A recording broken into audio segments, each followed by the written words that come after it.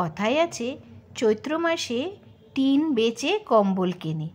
ঠিক তাই, সত্যি সত্যি বন্ধুরা, হঠাৎ করে চৈত্র মাসে ঠান্ডা উবে গিয়েছিল, তারপর আবার সোমবার থেকে বৃষ্টি হওয়াতে কোথা থেকে যে মনে হচ্ছে যেন পৌষ মাস চলে আসলো, বুঝতেই পারা যাচ্ছে না।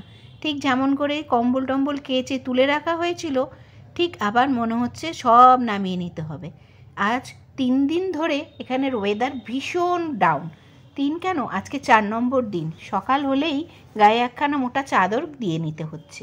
দুপুরবেলায় হয়তো অতটা লাগছে না, কিন্তু আবার সন্ধেবেলায় গায়ে চাদর দিতে হচ্ছে।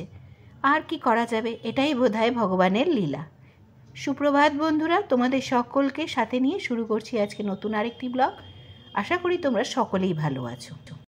সুপ্রভাত বন্ধুরা, আশা করি তোমরা সকলেই ভালো আছো। তোমাদের ভালোবাসায় কিন্তু আমরাও ভালো আছি।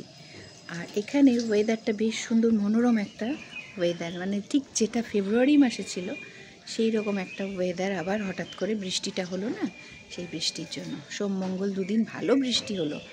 আর আমাদের এই দেখো আম গাছের সমস্ত মুকুল ঝরে শেষ। শুধু আমাদের নয়, পুরো মালদা শহরেরই তাই অবস্থা।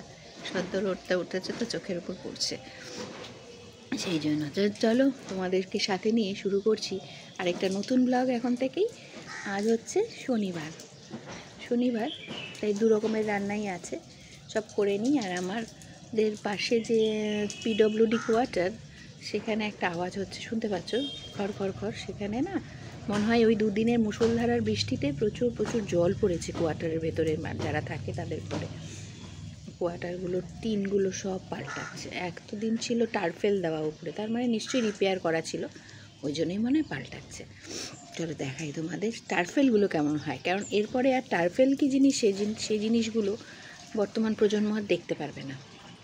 এগুলো আমার খুব শোনা একটা শব্দ, কারণ আমার ঠাকুরদা, মানে আমার ছোটো ঠাকুরদা, সেদিন যে কাকা এসেছিল, সেই কাকা কাকিমা, তাদের সেই কাকার বাবা হচ্ছে ছোটো ঠাকুরদা, ছোটো দাদুর ছেলে হচ্ছে আমার ছোটো কাকা। সেই ওই ঠাকুরদা কন্ট্রাক্টারি করতেন, তা উনি কন্ট্রাক্টারি করতেন, তো বিভিন্ন মালপত্র আমাদের বাড়িতে এসে নামতো। যখন এক লটে অনেক জিনিস আসতো, তখন আমি টারফেল কী জিনিস সেটা দেখেছি।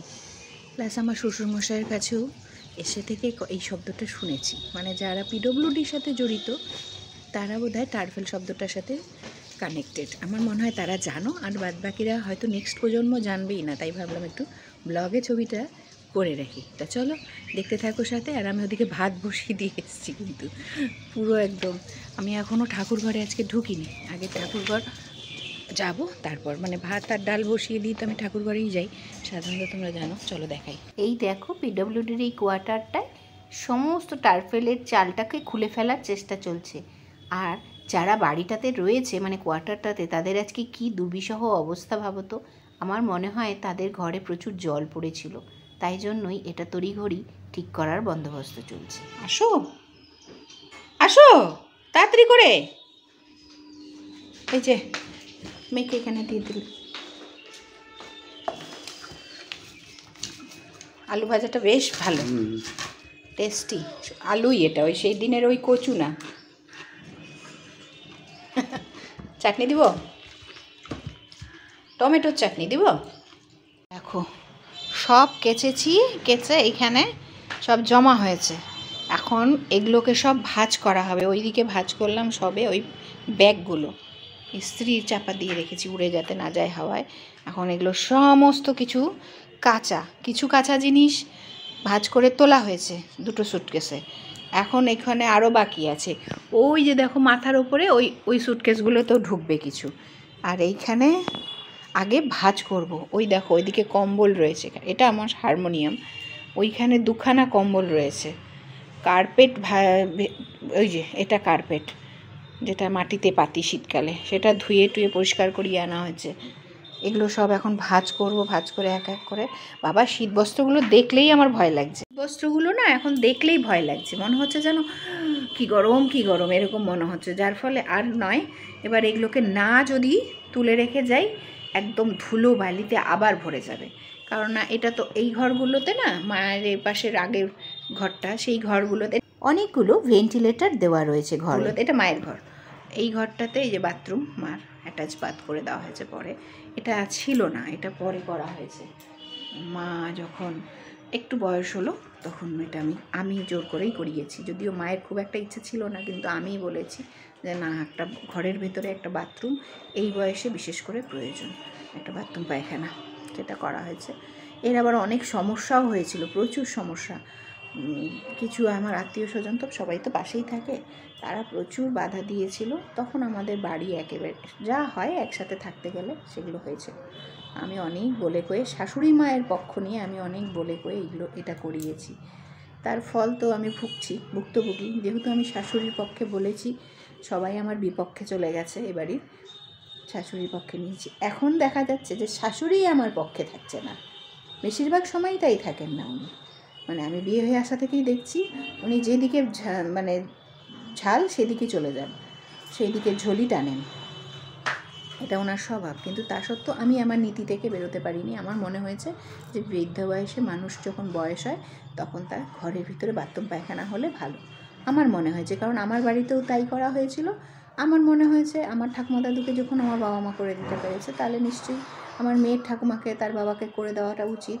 যখনই কাজ হয়েছিল, আমরা যখন প্রথম এখানে আসলাম, আমার তখন অনেকটাই বয়স হয়ে গেছে, তখন তো 75-এর কাছাকাছি বয়স। আমি বললাম বাড়ি যখন চলে এসেছি এটা আগে সবার আগে করব। এটা কোনো কিচ্ছু হয়নি, নিচতলাটা ভেঙে চুরে গেছিলো, ঠিক করা হলো, দোতলাটা করা হয়েছে। এই ঘরটা বাদ দিয়ে, এই ঘরটা তো মায়ের ঘর, এই ঘরটা ধরা হয়নি, এই ঘরটা ভালোই আছে, দেখো ওটা দেখলেই বুঝতে পারবে। ওই ঘরগুলো টিন ছিল তো জল পড়তো, একমাত্র মা আর ঠাকুর ঘর, এই দুটো ঘরই ছাদ উপরতলায়।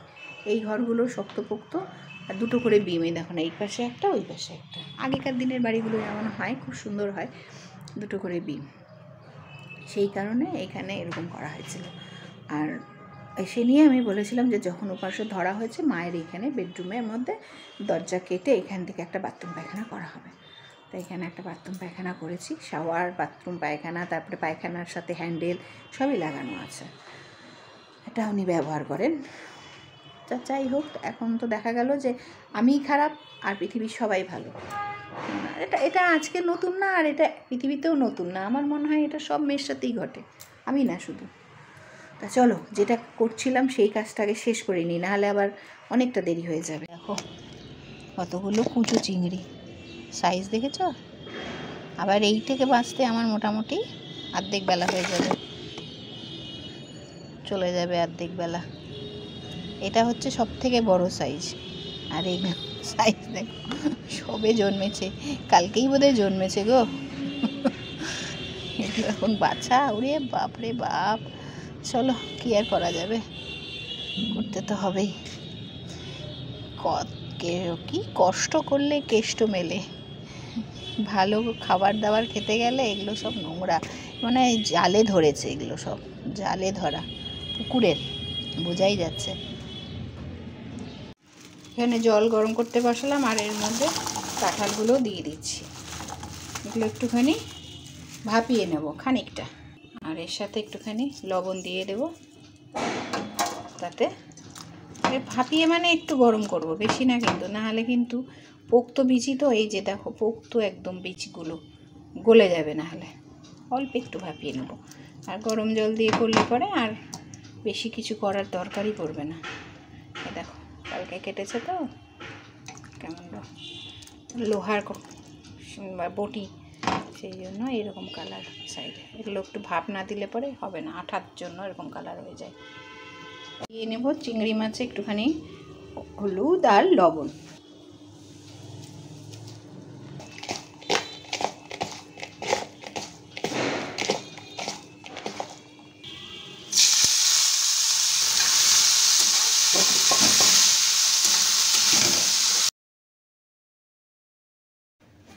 এখানে কাঁঠালটাকে সেদ্ধ করে নিয়েছি, কিন্তু দেখো খুব সেদ্ধ নয়, কড়াইতে দিয়েছি, এই মিনিট 10-এর মতন একটু ভাপিয়ে নিলাম, আর বেশ সুন্দর করে সেদ্ধও হয়ে গেছে। আমি হাত দিয়ে দেখে নিয়েছি। চিংড়িটাও কিন্তু আমার ভাজা হয়ে গেছে, এই দেখো কুচো চিংড়ি। কে কে পছন্দ করো এক্ষুনি কমেন্টের মধ্যে লিখে ফেলো, কে কে এটা বেশি পছন্দ করো, কার অল্প পছন্দ হয়, সবটাই বানিয়ে নিয়েছি কাঁঠাল চিংড়ি। আর প্রথমেই দিয়ে দিলাম জিরে, তেজপাতা, শুকনো লঙ্কা ফোড়ন, আর তার সাথে দেব একটু কুচনো পেঁয়াজ। কুচনো পেঁয়াজটা হালকা একটুখানি লাল লাল হয়ে উঠলে তার মধ্যে দিয়ে দিলাম কেটে রাখা আলু।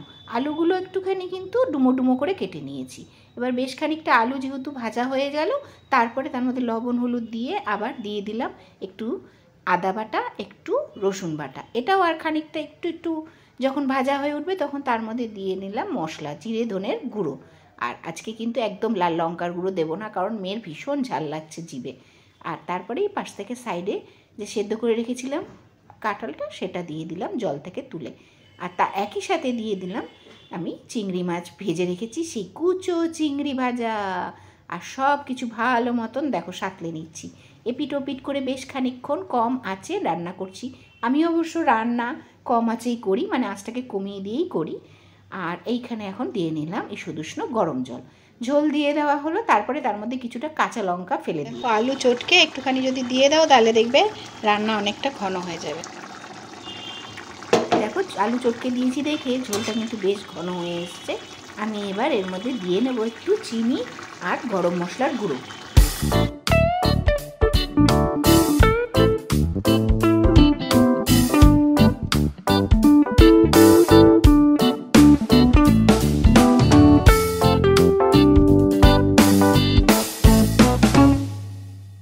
শুভ সন্ধ্যা বন্ধুরা। আর এই দেখো দিন পাত হয়ে রাত গড়াতে চললো, আর এখনও ওইখানে কাজ করে যাচ্ছে ওই মানুষগুলো। ওই যে সকালে টিন খুলে ফেলেছে, টারফেল খুলেছে, টিন খুলেছে, খুলে মানে বলে না যে আপৎকালীন অবস্থা, সত্যিই তাই, মানে বিপদ ঘটবে বা ওই বাড়িতে যারা থাকে তারা হয়তো একটা বেলার জন্য কোথাও আশ্রয় নিয়েছে, তাই জন্য যত রাতই হোক ওরা বোধহয় কাজ শেষ করবেই আজকে টিনের। আর চারিদিকে তো বৃষ্টি হওয়ার একটা পূর্বাভাস রয়েছে, এই জন্যও হয়তো বা খুব হুড়োহুড়ি করেই ব্যাপারটা শেষ করছে। এত রাত হয়ে গেল, সন্ধে দেবো এখন। দেখছো একটু করে আকাশ দেখা যাচ্ছে গাছের ফাঁক দিয়ে, তাতেই ওরা কাজ করছে। আর এইখানে দেখো দড়ি ঝুলছে, দেখো দড়িগুলো দুলছে না কেন বলো তো? চলে এসেছে এদের কাজকেও পণ্ড করার জন্য। এরা আরও বেশি বিরক্ত হচ্ছে ওই আম গাছের ওপরে প্রচুর, এই দেখো বসে রয়েছে ওই দোকানটার ওপরে আমাদের হনুমান বাবা জীবন। এরা ওই আম গাছের মধ্যেই থাকে, দেখছে আজকে সারাদিন মানে এইসব কাজকর্ম হচ্ছে, ওখান থেকে নড়ে এসে আবার এইখানে বসছে, আবার কখনো কখনো গিয়ে ওদেরকেও বিরক্ত করছে। চলে আসলাম একদম ব্লগের শেষে, তোমাদের সকলকে শুভরাত্রি জানাতে বন্ধুরা। অনেকটাই রাত হয়ে গেছে, আর আজকে অনেক সারাদিন ধরে অনেক কিছু হলো, সব কিছুই তোমাদের সাথে মোটামুটি ব্লগে শেয়ার করলাম। আর ভীষণ পরিমাণে ক্লান্ত এবং তার সাথে সাথে দুশ্চিন্তাগ্রস্ত। আগামীকাল রাতে আবার রওনা দিচ্ছি হায়দ্রাবাদের উদ্দেশ্যে। তোমরা সকলে নিজেদের ভগবানের কাছে প্রার্থনা করো আমার মেয়েটা যেন সুস্থ হয়ে যায় খুব তাড়াতাড়ি। আমি তো ভগবানকে ডাকছি, আমার কথা শুনছে না ভগবান, পুরোপুরি ভগবানের কান পর্যন্ত পৌঁছচ্ছে না আমার ডাক। তোমরা সকলে আমার মেয়ের জন্য একটু প্রার্থনা করো, এটুকুই শুধু তোমাদের কাছে আমার এই মুহূর্তে প্রার্থনা, একটা অসহায় মায়ের একটা প্রার্থনা। সকলে ভালো থেকো, সুস্থ থেকো, আর খুব সাবধানে থেকো। দেখা হবে নতুন আরেকটি ব্লগে তোমাদের সাথে।